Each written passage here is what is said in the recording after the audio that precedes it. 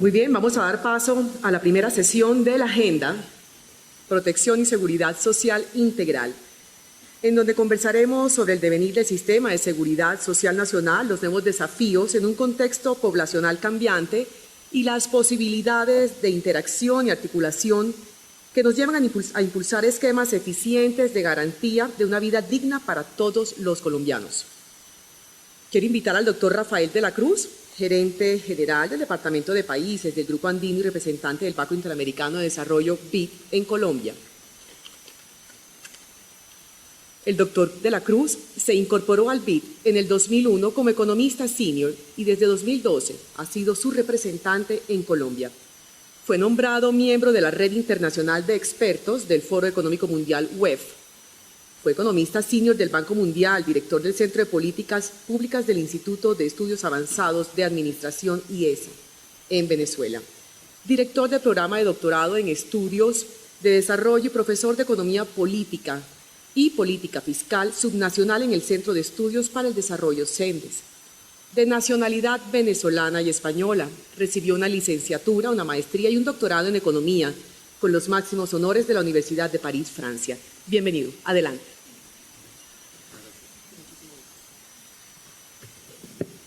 Muchas gracias por esa presentación tan flattering, como dicen los americanos.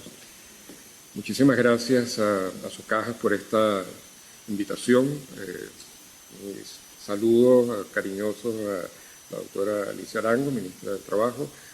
Igualmente, pues, reconozco pues, en la sala miembros del Gobierno Nacional, directivos y trabajadores de las asociaciones de protección y compensación familiar. Voy a tratar de poner en contexto lo que voy a decir y voy a concentrarme en los temas de seguridad social, pero quiero, antes de llegar a ese punto, plantear un poco cuál es la visión que tiene el BID para Colombia. Tratar de entender a través de esa visión la razón por la cual vamos a hacer una propuesta de seguridad social que estamos trabajando además con el gobierno. El BID cree que Colombia puede llegar a ser un país desarrollado. En este momento Colombia tiene un ingreso per cápita de aproximadamente $12.000. Podría llegar perfectamente a tener $30.000 per cápita en 20 años. Y $30.000 per cápita, para que todos nos entendamos, es exactamente el ingreso per cápita que tienen los países de Europa del Sur. Estamos hablando de España e Italia, por ejemplo. Colombia podría parecerse perfectamente a países como esos en 20 años. En 10 años estaría cerca, de manera tal que cambios muy importantes que se pueden dar en el país están al alcance realmente de la mano.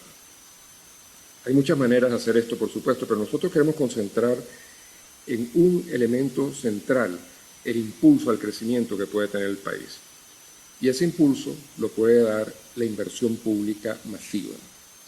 Colombia tiene problemas serios para que la economía avance al ritmo y a la velocidad que podría avanzar. Y una de las razones principales, y lo vemos todos los que vivimos en Bogotá, es el transporte, es la infraestructura de transporte, es la logística. Para darles una idea, para cargar o descargar mercancía en un puerto de Colombia se puede tardar entre 1 y 2 semanas. En un puerto de Miami tarda 24 horas. Un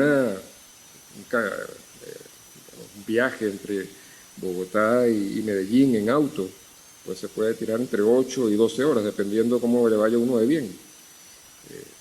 Normalmente en esa distancia y con la infraestructura adecuada se podría recorrer en 3 horas, 4 horas máximo. Y así sucesivamente podemos ir viendo uno y otro ejemplo de cómo la infraestructura y la logística están reteniendo de alguna manera a Colombia, están con un ancla, digamos, que no permite que la economía, esta economía que tiene el país, pueda avanzar a la velocidad, al ritmo que podría avanzar. De manera tal que un primer tema central que nosotros hemos venido exponiendo durante cierto tiempo ya es invertir masivamente en infraestructura y en logística. ¿Cómo se hace eso? Por supuesto, asociaciones público-privadas las estamos apoyando, pero eso es solamente, en el mejor de los casos, el 10 o 20% de lo que se necesita realmente. El resto tiene que venir del presupuesto público. Y aquí tenemos una restricción adicional. Colombia tiene un ingreso fiscal que está entre 14 y 16% del Producto Interno Bruto de Colombia. Países como Colombia deberían de tener ingresos entre 20 y 24% del Producto Interno Bruto. Argentina, Uruguay y Brasil, por ejemplo, están por arriba del 30%, tal vez demasiado para ese tipo de economías. Pero definitivamente, si Colombia no aumenta su ingreso público, difícilmente va a poder hacer las inversiones necesarias para alcanzar el ritmo de crecimiento económico que se requiere. Y este es un problema central que varios gobiernos sucesivamente han tratado de enfrentar. Estas reformas fiscales sucesivas que han sido, con el mayor respeto por todos los ministros de Hacienda que han pasado por ese trauma, yo diría, han sido reformitas fiscales. Han sido pequeños cambios que van en la dirección correcta, pero que no han logrado efectivamente desarrollar la fiscalidad colombiana como se requeriría. Y aquí quiero hacer una observación muy clara. Quienes están pagando impuestos en Colombia lo pagan al ritmo que lo paga y al nivel que lo paga casi en cualquier otro país. No se puede seguir presionando sobre la gente que ya está pagando impuestos, tanto personas naturales como empresas. Lo que pasa es que una buena parte de la economía, y eso lo hemos visto en las presentaciones anteriores y lo sabemos pues de tantas veces que se ha repetido, ¿verdad?, en el país, la mayor parte de la economía sencillamente mira para otro lado. La mayor parte, o una parte muy importante de los trabajadores miran hacia otro lado. No están contribuyendo con el bien común en el sentido de pagar sus impuestos correctamente. De manera tal que ahí hay un gran reto que tiene el país y que tienen los empresarios y los trabajadores que pagan honesta y correctamente sus impuestos. Hay una parte importante del país que simplemente está viviendo un poco del esfuerzo que hacen aquellos que sí están contribuyendo al bien común, pagando sus impuestos naturalmente al Estado. Y déjenme decirles una cosa, eso es un camino crítico para que Colombia efectivamente llegue a ser un país desarrollado. Eso pasa pues también, por supuesto, por los temas de informalidad que hemos visto ampliamente en el día de hoy, pero al final de cuentas, el centro neurálgico para entender qué hace falta para que Colombia avance es aumentar los ingresos del Estado y una parte importante de esos ingresos protegerlos para la inversión, nuevamente en bienes públicos, en infraestructura, en logística, que son los bienes de los cuales disfrutan todos los colombianos por igual. Dicho todo esto, no hay que descuidar el tema de qué es lo que ha pasado en Colombia en los últimos 20 años. Y a pesar de que lo que estoy diciendo es lo que podría venir de ahora en adelante, también hay que reconocer que en los últimos 20 años Colombia ha dado un salto fenomenal. Pasó de un país de ingresos bajos, nuevamente unos 6.000 o 7.000 dólares per cápita, a un país de ingresos medios, 12.000 dólares per cápita. Y esto tuvo un impacto fenomenal en la estructura social de Colombia. De 60% básicamente de pobreza, pasamos a una pobreza que está por debajo del 30%. De una clase media que no representaba más del 25%, hoy la clase media representa más del 60%. Y estamos hablando, por supuesto, no de la clase media americana, con 2 carros en la puerta y una piscina en el patio trasero, ni mucho menos. Estamos hablando básicamente de esa clase media que ya pasó de la línea de pobreza hacia arriba. En los estándares que utilizamos en el banco, esa clase media la representan familias que tienen aproximadamente de 20 dólares por día a 200 dólares por día. Y esa clase media, que ahora representa un poco más del 60% de la población colombiana, es el verdadero objetivo que nosotros tenemos que tener como país, fortalecerla y hacerla crecer aún mucho más. Esa clase media es la que necesita más en este momento de una seguridad social correcta, una seguridad social moderna, una seguridad social que funcione. Y en este punto voy a aterrizar un poco en la idea de la seguridad social que hemos venido planteando en los últimos 2 años aproximadamente, y que forma parte en este momento de la discusión, de la conversación que estamos llevando con el Gobierno Nacional y con diferentes sectores empresariales y sociales del país. Nosotros tenemos en este momento en Colombia básicamente 2 sistemas de seguridad social.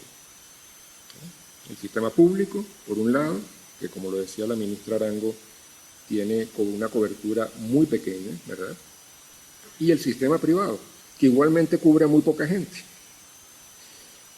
Si el sistema público nosotros lográramos aumentar de manera considerable de un 17-18% de cobertura a 60-70% de cobertura, que es lo que todos esperaríamos, ¿verdad?, que cubriría a toda la clase media y a sectores incluso más pobres.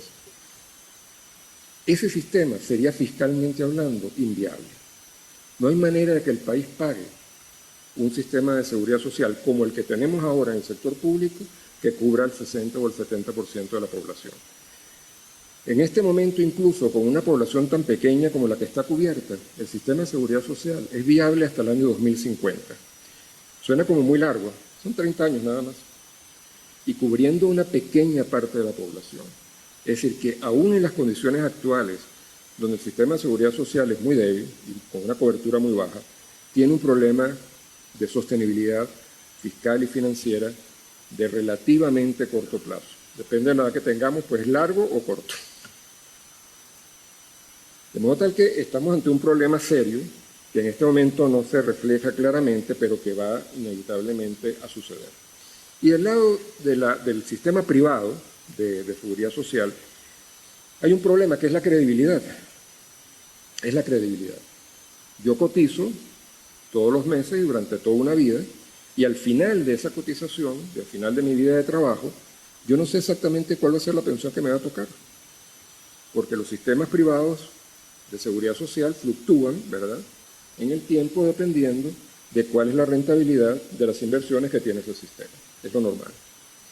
Entonces yo puedo estar cotizando toda mi vida y esperando una tasa de retorno, una tasa de reemplazo, es decir, lo que me van a dar como pensión después de mi salario, de 50% de mi salario, y resulta que me encuentro con que me dan 20% de mi salario porque los rendimientos del sistema privado pues no han sido muy buenos en los últimos 5 años antes de yo jubilarme. Entonces yo soy el que me toca pues la mala suerte de que la tasa de interés, que es como se expresa normalmente aquí en Colombia, la rentabilidad de las inversiones, pues es muy baja.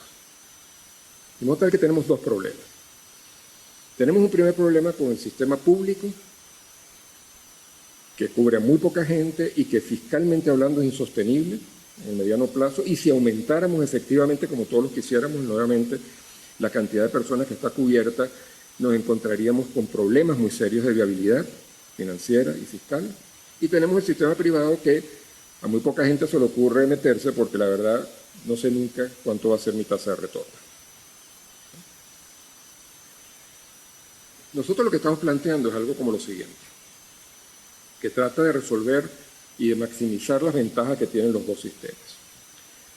Por supuesto, la gente que está cubierta por el sistema público, como decía la ministra, y es una cosa que nosotros apoyamos fervientemente, y los beneficios, digamos, que tienen que mantenerse. Y esta gente que está ya en el sistema público tendrá que seguir pues, en el sistema público, a menos que opten por hacer alguna otra cosa que voy a mencionar en un momento, pero tendrán esa garantía, y eso es una cosa que es sostenible en el tiempo si se hace lo siguiente. Nosotros lo que estamos planteando es básicamente de modificar el sistema privado de acumulación para la vejez de una forma que sea un sistema mixto en el cual los trabajadores pueden o invertirán, digamos, en el sistema privado, pero en los momentos en que los rendimientos de ese sistema sean menores a los esperados desde el punto de vista social, a los esperados en el sentido de cuál es la tasa de retorno de este sistema, el sector público puede intervenir.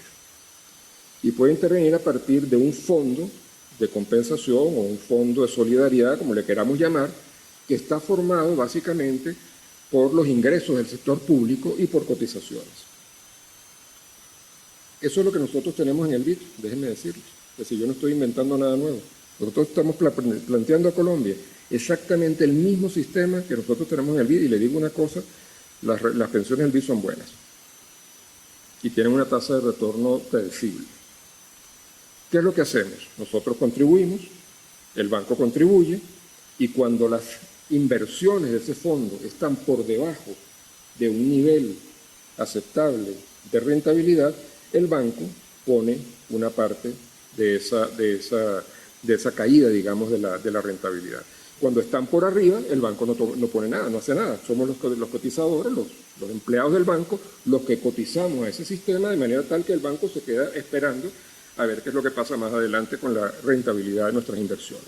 Nuevamente, al cabo de un tiempo, como pasa en todo mercado, esto no es una cosa que difícil de entender porque pasa diariamente, ¿verdad? Los mercados suben y bajan. Bueno, cuando baja nuevamente el banco interviene, cuando sube el banco deja de intervenir. Eso, cuando uno lo hace en el neto al final, es muchísimo más barato que si el banco estuviera interviniendo permanentemente, como lo haría si fuera el sistema de seguridad social público de cualquier país, entre ellos como Colombia.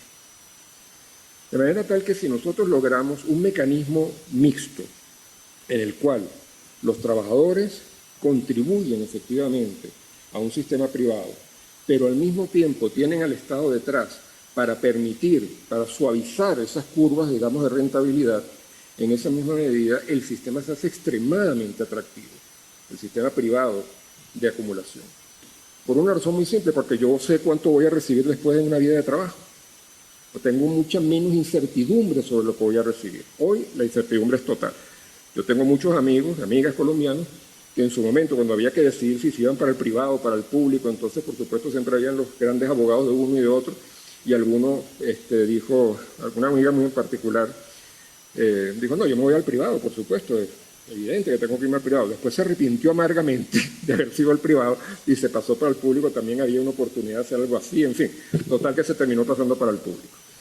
Bueno, eso no puede ser así, eso tenemos la posibilidad efectivamente de corregirlo de una manera tal que permita todas las ventajas de la acumulación privada, que es la sostenibilidad fiscal y financiera en el mediano y en el largo plazo, cosa que no tiene el público, pero al mismo tiempo también que aumente considerablemente la certidumbre sobre cuál es el retorno que uno tiene en la vejez una vez que termina su vida de trabajo, cosa que es precisamente la gran ventaja del sector público y la gran desventaja del sector privado. Es decir, esa combinación es posible, no es una cosa que nos la estamos inventando, como decimos en el caso del BID, eso es lo que hacemos. Es decir, nosotros funcionamos así y funciona muy bien. Y es mucho más barato que cualquiera de los dos sistemas por separado. Esto requiere algunas cosas, por supuesto, que no existen en este momento en Colombia. Una cosa que requiere es, sin duda alguna, una capacidad de regulación del Estado muy importante. Pero no hay manera de que un sistema como esto funcione sin regulación y sin reglas de juego muy claras. Si esto fuera así, sin regulación, inmediatamente les propongo a todos que hagamos una caja privada para armar un sistema de seguridad social privado entre nosotros, porque es un negocio redondo. Si cada vez que a mí me va mal el Estado me paga, estamos muy bien. Si cada vez que yo soy tan incompetente que no hago las inversiones correctas y el Estado me paga, estamos muy bien. Entonces, naturalmente esto requiere reglas muy claras y requiere de un mecanismo regulador, un mecanismo que permita asegurar el funcionamiento real del mercado. Esto no puede ser de ninguna manera un sistema, digamos, en el cual el acumulador, los dueños, digamos, de las cajas privadas, ¿verdad?, de los sistemas privados de pensiones, tengan una garantía permanente. Esto tiene que funcionar como un mercado y si alguien quiebra, pues tendrá que quebrar y esa gente se irá a otra de los sistemas de acumulación privados que son más eficientes. De modo tal que detrás de esto que estoy mencionando, que suena muy sencillo, evidentemente hay una arquitectura institucional compleja, importante, que hay que desarrollar si se quiere llevar el país hacia una dirección de estas características. Ventajas tremendas que tiene esto: viabilidad financiera de largo plazo y, por otro lado, un nivel de certidumbre del reemplazo del salario en la vejez. Esto está lejos de que suceda, porque Colombia está en este momento muy entrampada, yo diría, en los sistemas legales que tiene y en los mecanismos y en las instituciones de las que se ha dotado. Pero no es imposible. Cambios de este estilo se han dado en muchos países. Es una cosa que toma tiempo, es una cosa que toma, por supuesto, mucha energía, mucho caudal, mucho capital político para lograr una cosa como esta. Y mucha seriedad y muchos estudios para lograr efectivamente establecer un mecanismo que funcione y que dé de sí todas las promesas, digamos, que tiene una propuesta como esta. Y es por esto, por lo que, desde nuestro punto de vista, y no solamente por el tema de seguridad social, sino por algunos otros temas más, es tan importante el tema de un pacto por Colombia, que por cierto quiero reconocer al gobierno nacional el haber llamado al plan de desarrollo de la nación Pacto por Colombia, Pacto por la Equidad. Me parece que es una señal muy importante que el gobierno está dando acerca de cuáles son las intenciones que hay detrás de una gran reforma que se requiere en el país, que no la va a hacer solamente este gobierno, será la cosa de muchos gobiernos seguramente, pero que lleven a Colombia efectivamente a ser un país desarrollado, a ser un país con una inmensa clase media, con una clase media que corresponda al 70, al 80% del país, y que no sea una clase media como hoy, que está dividida, la mitad clase media de verdad y la otra mitad clase media vulnerable, como le llamamos nosotros, porque está demasiado pegada a la línea de la pobreza. Esa parte de la clase media tiene que seguir para arriba, tiene que fortalecerse, y Colombia puede y merece ser un país de clase media y un país desarrollado.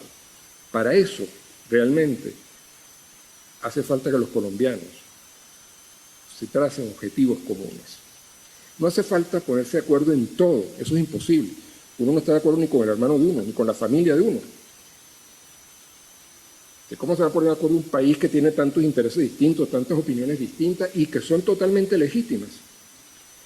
No hace falta ponerse de acuerdo en todo, hace falta ponerse de acuerdo en 3 o 4 cosas muy importantes que permitan a todos, o a inmensa mayoría, empujar la carreta en la misma dirección. Esa es la manera como muchos países han salido adelante. Si ustedes ven, por ejemplo, la España de hace 40 años y la España de hoy, la diferencia es absolutamente abismal.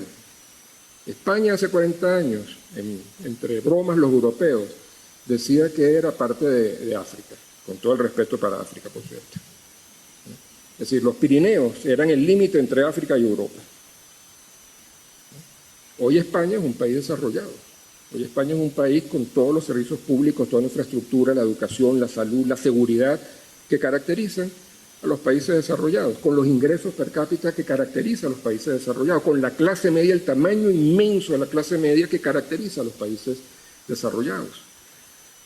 Y eso, que tardó años en lograrse y que hubo mucho esfuerzo que invertir en esto, empezó con una cosa que se llamaron los pactos de la Moncloa, que fue a la muerte del dictador Francisco Franco, y posteriormente en la transición que hubo entre la dictadura y la democracia, las diferentes fuerzas políticas, y estoy hablando de las diferentes fuerzas políticas, la derecha, el centro-derecha, el centro-izquierda y la izquierda estaba representada por el Partido Comunista, ¿verdad? Y la derecha estaba representada todavía por lo que seguía siendo parte del franquismo.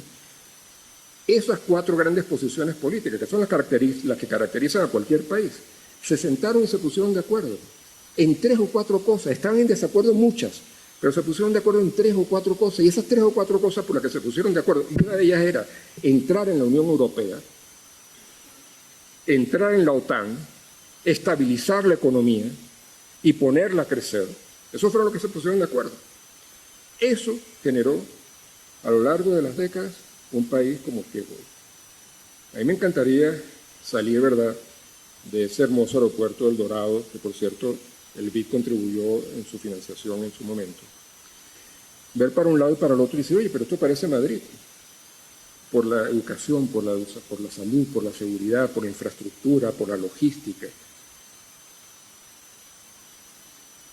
por la riqueza de sus ciudadanos, por el bienestar de sus ciudadanos.